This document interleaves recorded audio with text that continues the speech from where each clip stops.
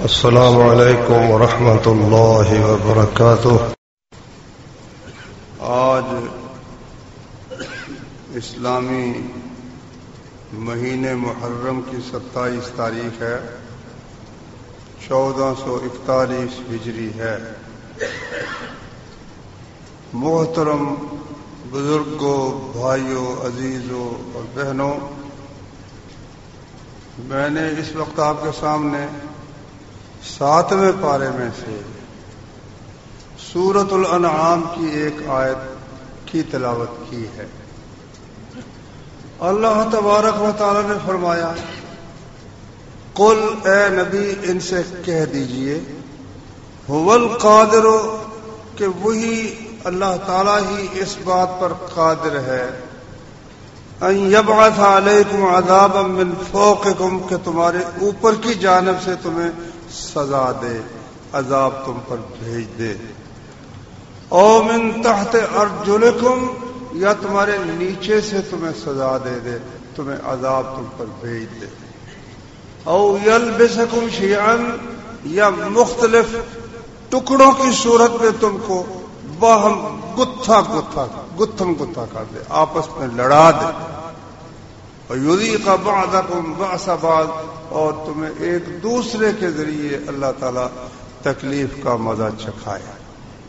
انظر کیف نصرف الآیات، دیکھ ہم کس طرح انہیں نشانیاں اور آیات کھول کھول کر بیان کرتے ہیں، لعلہم یفقہون، تاکہ وہ سمجھ جائیں۔ قرآن مجید پہلی قوموں کے واقعات، خصوصاً وہ لوگ جو حق کی کوئی بات، انسانیت کی کوئی بات سمجھنے کے لیے تیار نہ تھے اور انتہائی تکبر میں آئے ہوئے تھے، کسی کو اپنے سے بڑا ماننے کے لیے تیار نہ تھے، کہتے تھے من اشد منا قوہ، ہم سے بڑھ کر قوت میں کون ہے۔ اللہ تبارک و تعالیٰ نے ان کی طرف انبیاء بھیجے، انہوں نے ان کو بہت سمجھایا، اللہ تعالیٰ کی قدرت سے سمجھایا، لیکن جب وہ نہ سمجھے تو پھر اللہ کی سزا اور اللہ کے عذاب کا کوڑا ان پر برسا۔ اس لیے قرآن مجید کے اندر جن انبیاء کے واقعات ہیں، نوح علیہ السلام کی قوم کا انجام کیا ہوا، ہود علیہ السلام کی قوم کا انجام کیا ہوا، صالح علیہ السلام کی قوم کا انجام کیا ہوا، قوم لوط کا انجام کیا ہوا، اور موسیٰ علیہ السلام کے سامنے بنی اسرائیل کے بچوں کو قتل کرنے والوں کا اور کسی پر رحم نہ کرنے والوں کا انجام کیا ہوا، یہ قرآن مجید ایک جگہ نہیں بار بار بیان کرتا ہے۔ اس لیے یوسف علیہ السلام کا واقعہ قرآن مجید میں اللہ تعالیٰ نے ایک ہی صورت میں بیان کر دیا، سارا تفصیل کے ساتھ، لیکن نوح علیہ السلام کا ذکر وہ بار بار آتا ہے، بار بار آتا ہے، تھوڑا سا ٹکڑا آ گیا، پھر تھوڑا سا ٹکڑا اور جگہ پر آ گیا، ہاں کسی جگہ زیادہ تفصیل بھی ہے۔ اسی طرح ہود علیہ السلام کا معاملہ ہے، صحیح بخاری میں حضرت عائشہ رضی اللہ عنہا کی حدیث ہے، کہتی ہیں کہ جب آسمان پر بادل نمودار ہوتے تو رسول کریم صلی اللہ علیہ وسلم سخت پریشان ہو جاتے، کبھی اندر آتے کبھی باہر جاتے، رنگ بدل جاتا، تو واضح طور پر محسوس ہو گیا کہ نبی صلی اللہ علیہ وسلم سخت پریشان ہے۔ تو میں نے کہا یا رسول اللہ کیا بات ہے کہ جب یہ اس طرح کا سلسلہ، ہاں جب بارش شروع ہو جاتی نا پھر آپ کو کچھ اطمینان ہو جاتا۔ تو میں نے پوچھا، ام المومنین فرماتی ہے، میں نے پوچھا کہ یہ کیا معاملہ ہے، جب یہ سلسلہ ہوتا ہے تو آپ اس قدر پریشان ہو جاتے ہیں۔ کہا عائشہ مجھے کیا خبر ہے، یہ وہی بات نہ ہو جس کا اللہ نے سورہ احقاف میں ذکر کیا ہے، فلما رأوه عارضا، کہ قوم عاد نے جو ہود علیہ السلام کی قوم تھی، جب بادلوں کو دیکھا مستقبل اودیتہم، کہ ان کی وادیوں کا رخ کر رہا ہے، ان کی وادیوں کی طرف آ رہا ہے. قالوا هذا عارض ممطرنا، کہنے لگے یہ بادل ہے، اس سے ہم پر ہمیں بارش عطا ہوگی. فرمایا بل هو ما استعجلتم به، نہیں یہ بات وہ ہوا نہیں ہے، بارش نہیں ہے. جو تم جلدی مچاتے تھے نا، پیغمبر کو کہتے تھے جو ہمارا کرنا ہے کر لو. اللہ تعالیٰ نے اس قوم کا ذکر سورہ شعراء میں بھی کیا. کذبت عاد المرسلین، قوم عاد نے صرف ایک رسول نہیں سارے رسولوں کو جھٹلا دیا. کہنے لگے یہ کیا ہوتا ہے، یہ شریعت اور یہ دین اور یہ رسول، یہ کیا بات ہے. اذ قال لهم اخوهم ہود الا تتقون، ان کے بھائی ہود علیہ السلام نے ان سے کہا تم ڈرتے نہیں. انی لکم رسول، مجھے اللہ نے تمہاری طرف پیغام دے کر بھیجا ہے. امین، میں امانت دار ہوں. فاتقوا اللہ واطیعون، اللہ سے ڈر جاؤ، میرا حکم مانو. وما اسألکم علیہ من اجر، میں تم سے کوئی اجرت بھی نہیں مانگتا کہ مجھے کوئی مزدوری دو. ان اجری الا علی اللہ رب العالمین، میری اجرت تو اللہ رب العالمین کے ذمہ ہے. پھر انہیں سمجھایا اتبنون بکل ریع آیۃ تعبثون، جہاں کوئی سرسبز شاداب جگہ ہوتی ہے وہاں تم کوئی یادگار بنا دیتے ہو، بڑی بڑی اونچی عمارت. تعبثون بالکل بے فائدہ. وتتخذون مصانع لعلکم تخلدون، بڑی بڑی عمارتیں اور کارخانے اور فیکٹریاں، اس طرح اس کام میں تم گویا غرق ہو گئے ہو جیسے تمہیں مرنا ہے ہی نہیں. لعلکم تخلدون، گویا تمہیں ہمیشہ یہی رہنا ہے. وَإِذَا بَطَشْتُمْ جَبَّارِينَ، جب کسی کو پکڑتے ہو تو رحم کی رتی تم میں نہیں ہوتی، نہایت زبردست ہو کر ان کو پکڑتے ہو. فَاتَّقُوا اللَّهَ وَأَطِيعُونِ، اللہ سے ڈر کرو اور میری اطاعت کرو. وَاتَّقُوا الَّذِي أَمَدَّكُمْ بِمَا تَعْلَمُونَ، اللہ سے ڈرو جس نے تمہیں اتنی نعمتیں عطا کی ہیں جو تم بھی جانتے ہو. امدکم بانعام وبنین، اللہ نے تمہیں مال مویشی بھی عطا کیے، بیٹے بھی عطا کیے. وجنات وعیون، باغات اور چشمے. یہ قوم عرب کے سعودی عرب کے جنوب کی طرح یہ جو یمن ہے، یہاں ایک صحرائے اعظم ہے، ربع خالی بھی اس کو کہتے ہیں. اتنی زہریلی اس کی ریت ہے کہ اس میں اگر کوئی چیز پھینک دی جائے تو چند دنوں کے بعد وہ ریت میں تبدیل، زہریلی ریت میں تبدیل ہو کر اس کا نام و نشان مٹ جاتا. ایک وقت وہ تھا کہ یہاں زرخیز زمین کی، چشمے، پانی وافر تھا اور کھیتیاں اور اللہ کے انعامات بے حساب تھے. مگر پیغمبر نے انہیں سمجھایا یہ تمہارا سخت گیری کا طریقہ، کسی پر رحم ہی نہیں کرنا. جو تمہارے مفاد کے خلاف آیا بری طرح سے اس کو پکڑ کر اس کا ستیہ ناش کر دینا، اور اللہ تعالیٰ سے ڈرنا ہی نہیں کہ ہم سے اوپر بھی کوئی ہستی ہے جو ہمیں پکڑ سکتی. اللہ تعالیٰ نے سورہ حامیم سجدہ میں ذکر کیا، فَأَمَّا عَادٌ فَاسْتَكْبَرُوا فِي الْأَرْضِ وَقَالُوا مَنْ أَشَدُّ مِنَّا قُوَّةً، قوم عاد زمین میں بہت بڑی بن گئی، سپر پاور بن گئی. وَقَالُوا مَنْ أَشَدُّ مِنَّا قُوَّةً، کہنے لگے ہم سے بڑھ کر قوت کس میں ہے، کوئی ہم سے بڑھ کر طاقتور نہیں، ہم سب سے بڑھ کر ہم سپر طاقت ہے، کوئی سپر طاقت ہم سے اوپر نہیں. اللہ تعالیٰ نے انہیں یاد دلائے، یعنی آرام سے سمجھ سکتے. اولم یرو ان الذی خلقہم هو اشد منہم قوہ، کہ اتنی سمجھ نہیں ہے ان کو آتی کہ جس نے ان کو پیدا کیا ہے وہ تو ان سے قوت میں بڑھ کر ہے نا. چلو مان لیا بہت بڑی قوت ہے، مان لیا سپر طاقت ہے، مان لیا ان کے پاس بہت بڑا اسلحہ ہے، بڑی فوجیں ہیں، لیکن یہ جو کہتے ہیں ہم سے بڑھ کر کون طاقت میں ہے، اللہ نے فرمایا ان کو یہ سمجھ نہیں آتی جس نے پیدا کیا ہے، جس نے انہیں بنایا ہے وہ بھی ان سے طاقت میں زیادہ نہیں. اللہ اکبر. جب یہ حال ہو گیا تو تو پھر ہود علیہ السلام نے اللہ تعالیٰ سے دعا کی. پھر ہوا کیا، ایک دن کچھ عرصے تک بارش بند ہو گئی. بارش اب ٹھیک ہے، کہتے جی ہم مصنوعی بارش برسا لیتے ہیں، تھوڑی بہت برسا لیتے ہوں گے، مگر اللہ تعالیٰ اگر قحط ڈال دے. اللہ کے کام ہے، عجیب و غریب کام. آپ بھائی ماشاءاللہ بہت سے گئے ہیں مکہ مکرمہ میں، سڑے ہوئے پہاڑ جلے ہوئے، لیکن جب بارش ہوتی ہے نا، رات بارش ہوتی ہے تو صبح نا وہ جناب وہاں گل و گلزار کا سلسلہ بن جاتا ہے.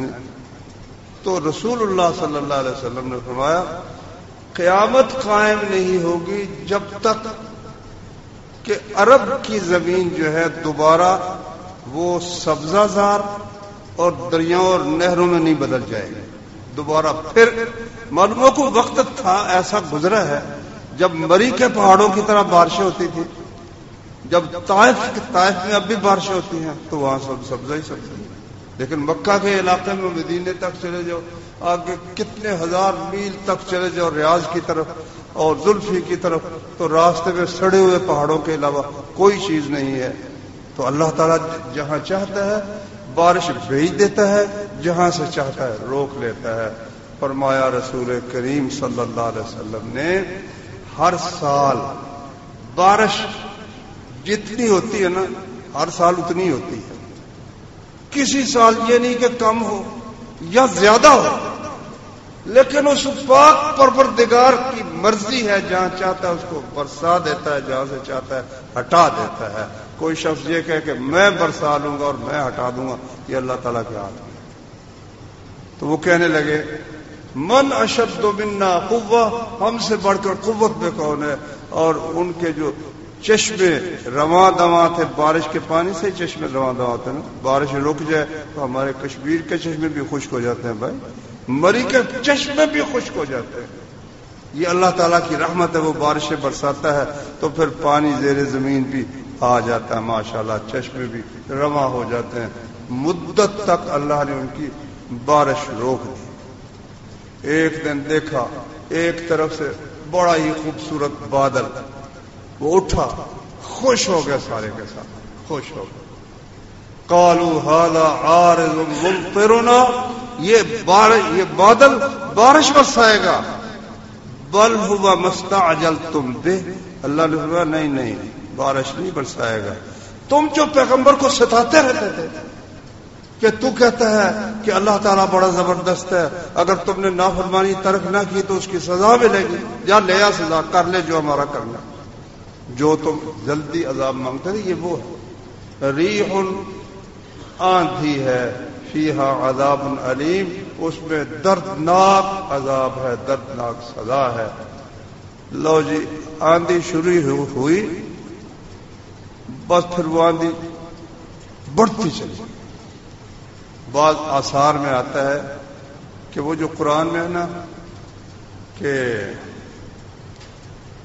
فَأَمَّا ثَمُودُ فَأُهْلِكُوا بِالطَّاغِيَةِ وَأَمَّا عَادٌ فَأُهْلِكُوا بِرِيحٍ صَرْصَرٍ عَاتِيَةٍ، سورہ حاقہ میں ہے 28-29 پارہ. قوم ہود کو ہلاک کیا گیا بِرِيحٍ صَرْصَرٍ، ایک نہایت ٹھنڈی یخ آندھی کے ساتھ، عاتیہ جو حد سے گزرنے والی تھی. تو روایات میں آتا ہے کہ وہ فرشتوں کے قابو سے بھی باہر ہو گئی، فرشتوں کے قابو سے بھی باہر. اللہ کا حکم تھا. سخرہا علیہم 7 لیال و 8 ایام، 7 راتیں اور 8 دن مسلسل چلتی رہی، 7 راتیں اور 8 دن چلتی رہی. فتر القوم فیہا صرعا، فرمایا تم دیکھو گے کہ سب پچھاڑ کر اللہ تعالیٰ نے گرا مارے، سب گرے ہوئے تھے. کأنہم اعجاز نخل خاویہ، اتنا بڑے بڑے قدوں والے تھے کہ کھجور کے لمبے تنے جس طرح زمین پر گرے ہوتے ہیں، سب کے سب اس طرح گر گئے. فہل تری لہم من باقیہ، فرمایا تجھے کو ان میں سے باقی بندہ نظر بھی آتا ہے؟ صرف ان پر عذاب نہیں آیا، وہ جو سرسبز علاقہ تھا اس کی سبزی بھی ختم، وہاں کی بارشیں بھی ختم، وہاں کے چشمے بھی ختم، وہاں کی زرخیز مٹی بھی، زہریلی ریت بھی اللہ تعالیٰ نے بنا دی۔ اب وہ بر اعظم ہے، وہاں کوئی آبادی ممکن ہی نہیں ہے۔ میرے بھائیوں، اللہ تعالیٰ کوئی کتنا بڑا ہو جائے، لو اللہ تعالیٰ نے پھر ہمیں سمجھانے کے لیے بات کی ہے جو میں نے شروع میں یاد پڑھی ہے۔ فرمایا تم یہ نہ سمجھنا کہ مجھے کون پوچھ سکتا ہے، میرا کاروبار بالکل ٹھیک ہے، فیکٹری صحیح چل رہی ہے، تندرست ہوں، بچے میرے ٹھیک ٹھاک ہیں۔ فرمایا نہیں، قل هو القادر على ان يبعث عليكم عذابا من فوقكم، اگر تم نے سرکشی کا یہ معاملہ برقرار رکھا، اللہ کی نافرمانی پر ڈٹے رہے، تو اللہ کے پاس یہ قدرت ہے کہ تمہارے اوپر سے عذاب بھیج دے۔ اوپر سے عذاب کیسے آ سکتا ہے؟ اوپر سے عذاب اس طرح بھی آ سکتا ہے جس طرح بارشیں برسنی شروع ہو جائے، بارش برستی چلی جائے، برستی چلی جائے۔ نوح علیہ السلام کی قوم کو نوح علیہ السلام نے کتنا عرصہ تک دعوت دی تھی بھائی، یاد ہے آپ کو؟ 950 سال۔ وَلَبِثَ فِيهِمْ أَلْفَ سَنَةٍ إِلَّا 50 عَامًا، 50 برس کم 1000 سال نوح علیہ السلام ان میں رہے۔ اللہ اکبر۔ پھر اللہ تعالیٰ نے ان کو وحی کی۔ اللہ جس کو چاہتا ہے حوصلہ دے دیتا ہے یار، اتنا حوصلہ میں تو حیران ہوتا ہوں ہر پیغمبر کے حوصلے پر۔ ہم 2-4 دفعہ کسی کو نیکی کی بات کہیں نا اور وہ نہ مانے، ہمارے دل میں ہوتا ہے یہ ابھی اللہ تعالیٰ اس کو تباہ کیوں نہیں کر دیتا ہے، یہ مانتا ہی نہیں اللہ کی بات۔ 950 برس اللہ کی دعوت ان کو پہنچاتے رہے، نہ مایوس ہوئے نہ تھکے۔ وہ ان کی نقلیں اتارتے، وہ ان کو مذاق کرتے، وہ کہتے نو تیرے پاس تو جو ہمارے بوچی اور نائی اور کمین ہے، بڑا آدمی بھی تیرے ساتھ ہے۔ اللہ اکبر۔ ان کو ذرا ہٹاؤ تو ہم تمہاری بات سنیں، ورنہ ہم بات ہی نہیں سنتے۔ اللہ تعالیٰ نے بتایا ہے کہ نوح علیہ السلام نے اللہ سے درخواست کی، پروردگارا میں نے ان کو انی دعوت قومی لیلا ونہارا، رات بھی دعوت دی، دن کو بھی دعوت دی۔ وانی کلما دعوتهم لتغفر لهم جعلوا اصابعهم في آذانهم، جب بھی میں نے کوشش کی کہ ان کو دعوت دوں، انہوں نے کانوں میں انگلیاں لے کر میری بات سننے سے انکار کر اور کپڑا لپیٹ کر، اپنے اوپر کپڑا لپیٹ کر انجان بن گئے کہ پتہ نہیں نوح کیا کہہ رہا ہے کیا نہیں کہہ رہا۔ یہ معاملہ، اس اتنے معاملے کے باوجود 950 سال کوئی حوصلہ ہے اس بندے کا؟ پھر اس کی زبان سے بددعا نکلی کوئی نہیں، اتنا عرصہ کوئی بددعا ہی نہیں کی، یہی کہتے رہے کہ یا اللہ میری قوم کو ہدایت دے دے۔ فَأُوحِيَ إِلَىٰ نُوحٍ أَنَّهُ لَن يُؤْمِنَ مِنْ قَوْمِكَ إِلَّا مَنْ قَدْ آمَنَ۔ اب اللہ کی طرف سے وحی ہوئی کہ نوح تیری قوم میں سے جو ایمان لے آئے اب اس کے بعد کوئی ایمان نہیں لائے۔ فَلَا تَبْتَئِسْ بِمَا كَانُوا يَفْعَلُونَ، جو کچھ کرتے رہے اس پر غم زدہ نہ ہو، اب ہم جانیں اور یہ جانیں۔ اب پھر نوح علیہ السلام نے دعا کی کہ یا اللہ اگر اس قوم میں سے کوئی بندہ پیدا ہی نہیں ہونا، ان کی نسل میں سے بھی کسی نے ایمان نہیں لانا، لا تذر علی الارض من الکافرین دیارا، پھر ان کافروں میں سے زمین پر بسنے والا ایک متنفس بھی باقی نہ چھوڑ۔ اللہ نے کہا پھر ٹھیک ہے، ایک کشتی تیار، کشتی ہم بولتے ہیں، ویسے تو جہاز تھا۔ اللہ نے فرمایا کہ نوح علیہ السلام، ہم نے کہا کہ خود بھی جب آثار ہوں، گھر کے تنور میں سے پانی ابلنے لگ جائے تو یہ نشانی ہے، اس وقت تم نے خود بھی سوار ہو جانا ہے، اپنے گھر والوں کو بھی سوار کر لینا ہے اور ایمان والوں کو بھی سوار کر لینا۔ اور اس کے ساتھ ایمان لائے تو تھوڑے سے لوگ تھے جو ایمان لائے۔ اب تھوڑے کی تفصیل پھر روایات میں، اسرائیلی روایات میں کوئی کہتا 40 تھے، کوئی کہتا بہرحال تھوڑے تھے۔ اللہ تعالیٰ فرماتے ہیں کہ فَفَتَحْنَا أَبْوَابَ السَّمَاءِ بِمَاءٍ مُنْهَمِرٍ، بارش برسنی شروع ہوئی. کس طرح کی؟ فرمایا اللہ تعالیٰ نے ہم نے آسمان کے دروازے بارش کے ساتھ کھول دیے. بارش کے ساتھ دروازے کھول دیے. اور بھائیوں، میں نے ایک تفسیر میں بات پڑھی، مجھے پہلے کبھی توجہ نہیں تھی اس بات کی طرف کہ اللہ کس قدر مہربان ہے. یہ بادل جو اربوں خربوں ٹن اتنا وزنی پانی اٹھا کر پھرتے ہیں آسانی سے جہاں چاہتے ہیں جاتے ہیں.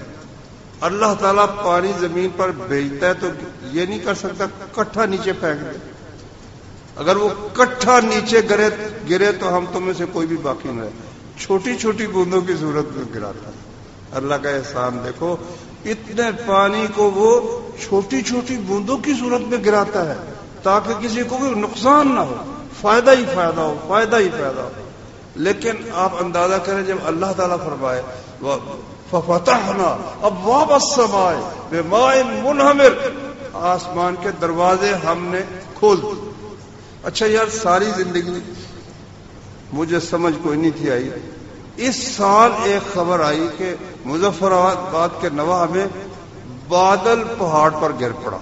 آپ نے بھی پڑھی ہوگی. بادل گر پڑا. بستیاں تھیں، وہ کتنی بستیاں تھیں؟ بستیاں ملیا میٹ ہو.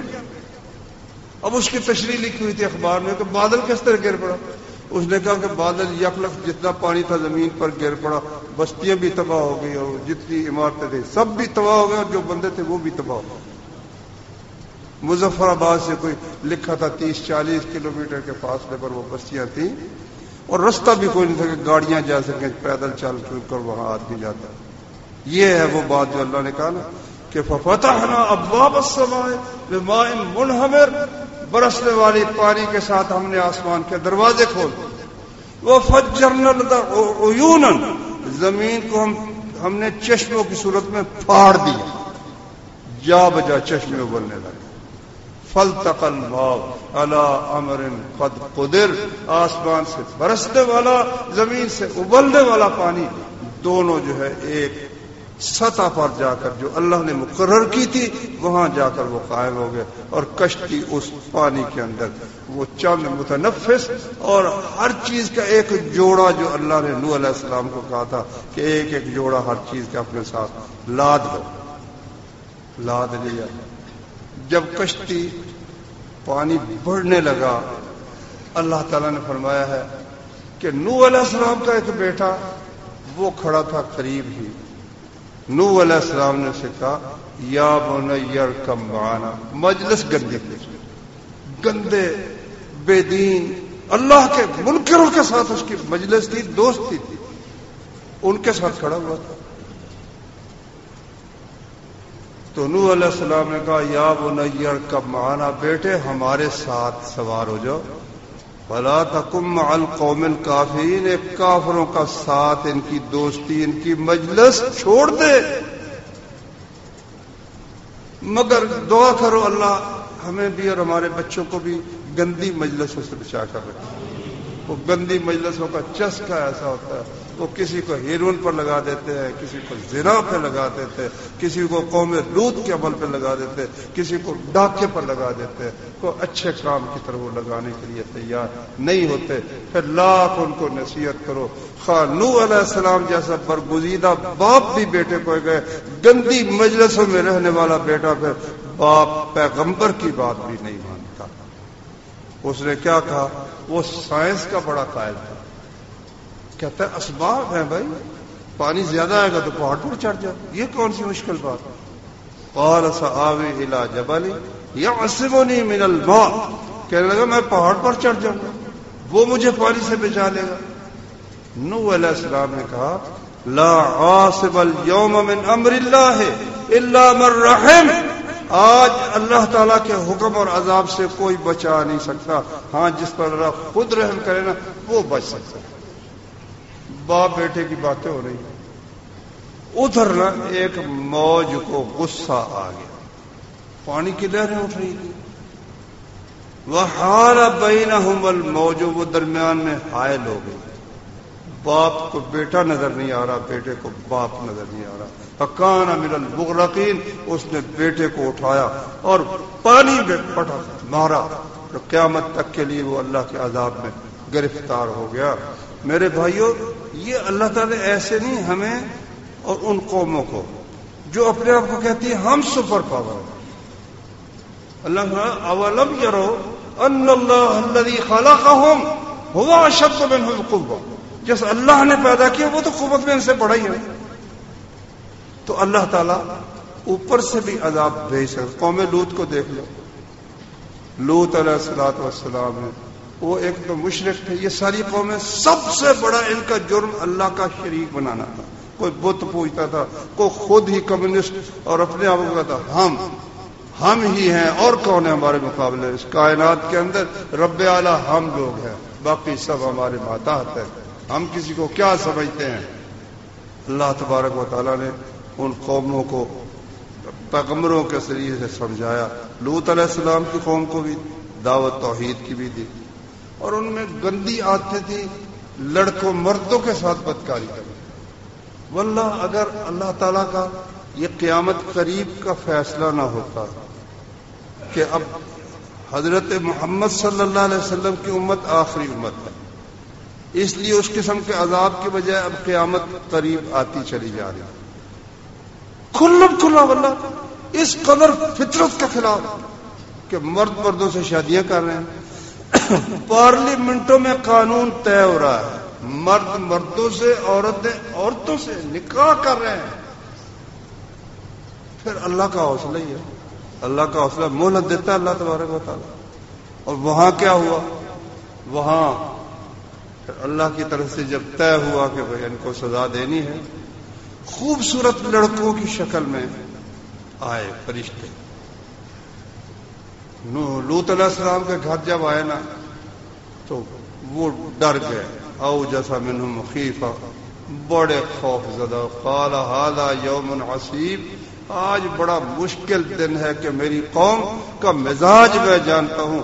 وہ کسی مہمان کی عزت کی پرواہ نہیں کرتے اور کسی کو اس کی مرضی کے خلاف زبردستی بھی اس کے ساتھ برا فعل کرنے سے اجتناب نہیں کرتے. وجاءہ قومہ یہرعون الیہ، وہ لوگ جو تھے نا ان کو پتہ چلا کہ نوح کے گھر میں بڑے ہی نہایت، اب فرشتہ جب انسان بنا ہوا لڑکے کی شکل میں وہ کس قدر خوبصورت ہوگا، اور آزمائش کی صورت میں آیا. لو جی وہ آئے، یہرعون الیہ، بے اختیار دوڑتے ہوئے، چڑھائی کرتے ہوئے. وکانوا من قبل یعملون السیئات، پہلے وہ بدفعلیاں کرتے تھے. قال یا قوم ہؤلاء بناتی ہن اطہر لکم فاتقوا اللہ ولا تخزون فی ضیفی. کہا اے میری قوم، اور میری بیٹیاں موجود ہیں. یار دیکھو کس قدر عاجزی پر آ گیا اللہ کا پیغام. میری بیٹیاں موجود ہیں، میرے مہمانوں کی تو بے عزتی نہ کرو. قالوا لقد علمت ما لنا فی بناتک من حق، کہنے لگے تجھے پتہ ہی ہے تیری بیٹیوں کی ہم کو کوئی ضرورت بھی نہیں، ہمیں ان میں ہمارا کوئی حق بھی نہیں. اچھا ان مہمانوں میں حق ہے تمہارا؟ کو اللہ کا خوف کرو. وَإِنَّكَ لَتَعْلَمُ مَا نُرِيدُ، تو جانتا ہے کیا چاہتا. بڑا ہی پریشان ہوئے لوط علیہ السلام. اور فرشتوں نے کہا بالکل ڈر نہیں، ہمیں اللہ تعالیٰ نے بھیجا ہے. کچھ ان میں سے نہ دیوار پھلانگ کر اندر آ رہا، وہ فرشتے نے پر مارا، اندھے ہو گئے سب. وہ جو اندر آئے تھے اندھے ہو گئے. اب لوط علیہ السلام کو جب پتا چلا کہ یہ فرشتے آئے ہیں اور سزا دینے کے لیے آئے ہیں تو کہنے لگے یا اللہ یہ سزا آ کیوں نہیں رہی؟ قال ان موعدهم الصبح، کہا بھائی صبح کے وقت سزا آنی ہے، صبح کے وقت سزا ملے گی. الیس الصبح بقریب، لوط کیا صبح کوئی دور ہے، وہ قریب نہیں. مگر پیغمبر کو جب نظر آ گیا نا کہ اب ان کو سزا ملنے والی تو اس سے وہ ایک لمحہ بھی برداشت نہیں ہو رہا. کہتا یا اللہ کب سزا آئے گی؟ اللہ اکبر.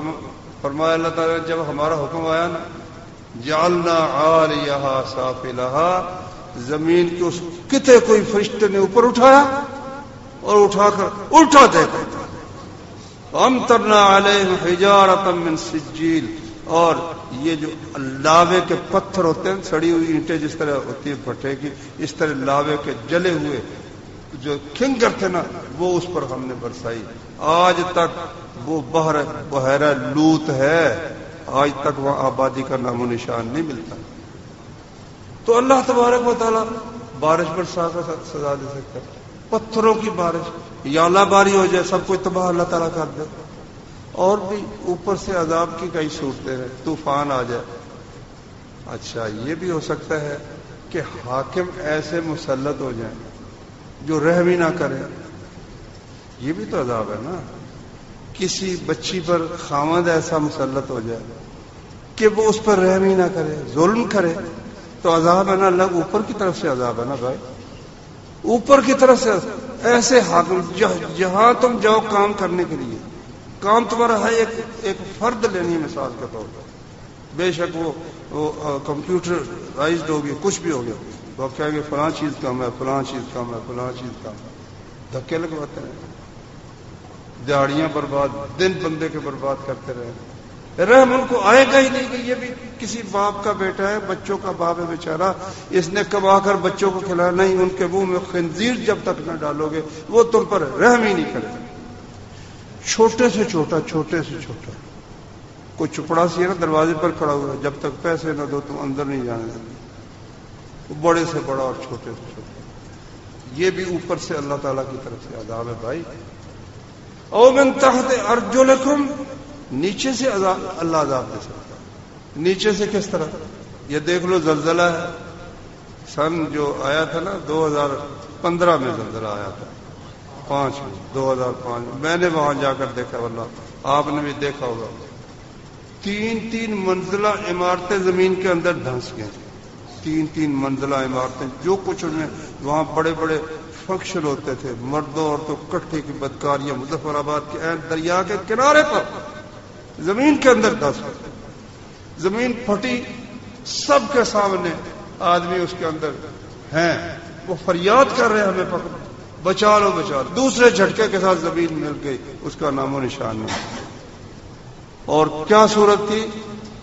جہاں تک ہمیں باغ کی طرف گئے تھے، مظفر آباد سے باغ اور اس علاقے کی طرف، ہر طرف انسانی گوشت اور خون کی بدبو تھی. زمین سے بدبو آ رہی، زمین سے بدبو آ رہی.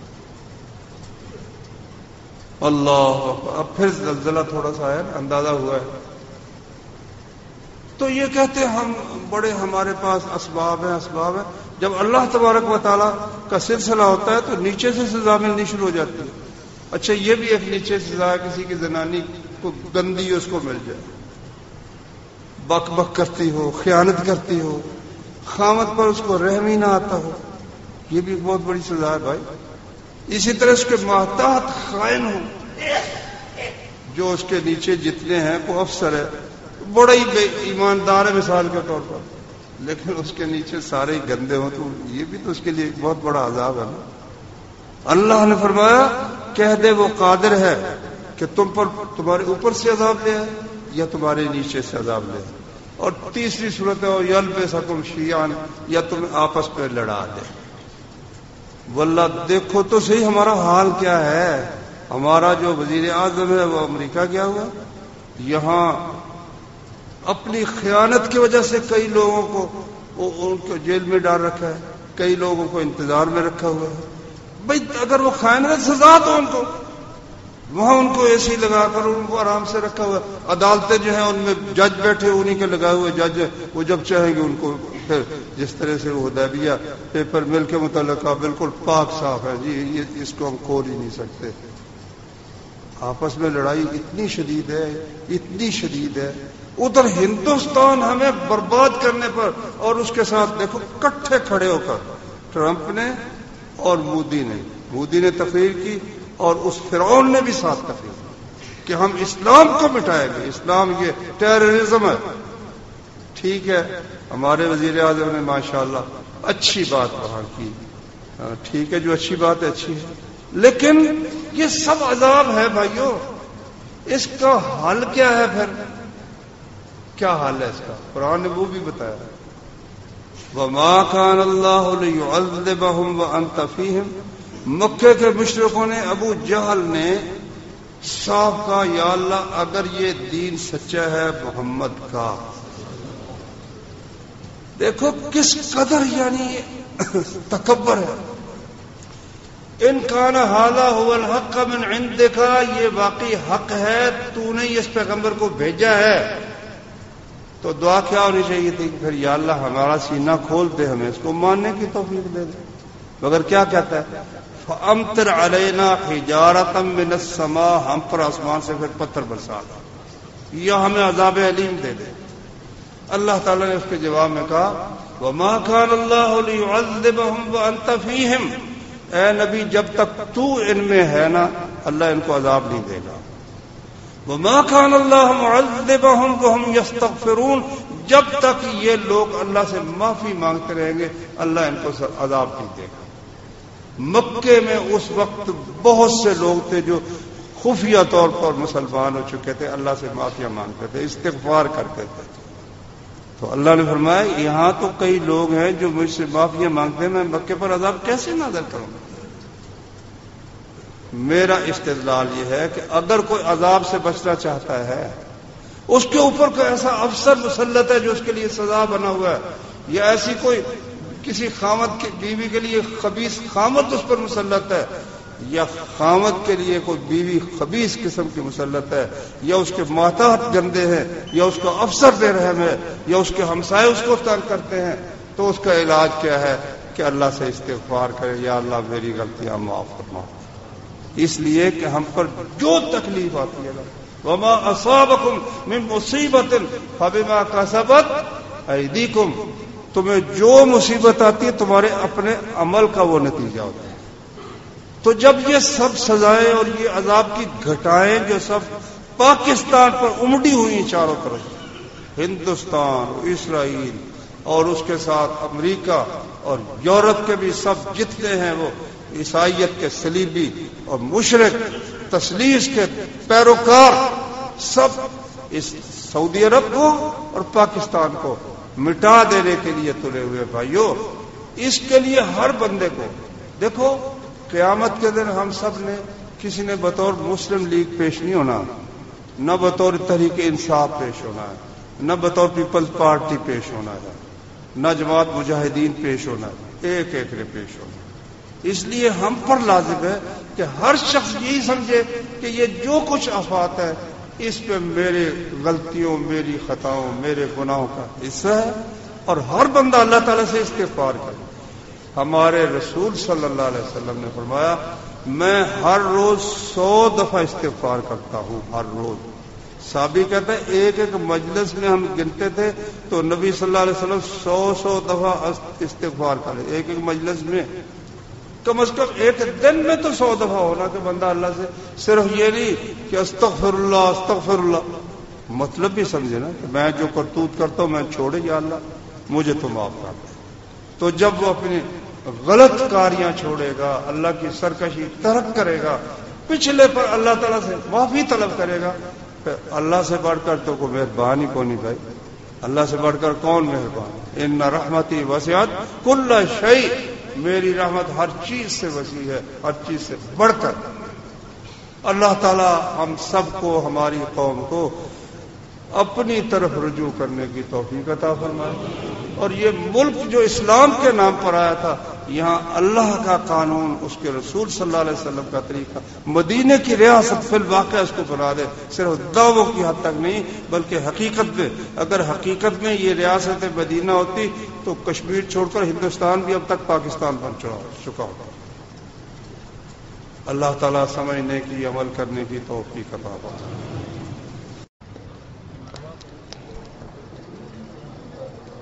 سبحانك اللهم وبحمدك أشهد أن لا إله إلا أنت أستغفرك وأتوب إليك.